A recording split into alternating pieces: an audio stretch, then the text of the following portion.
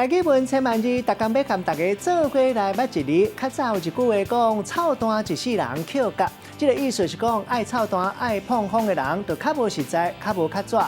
今仔日要甲大家小解这一字，咱同齐来看到，这读做角、角啊角第八条。古早台语字典解说角是用野兽的角来拄来取落物件的意思。若咱现代字典这里是照用字，带大家做伙来小解这两个词。头一个读做捡角。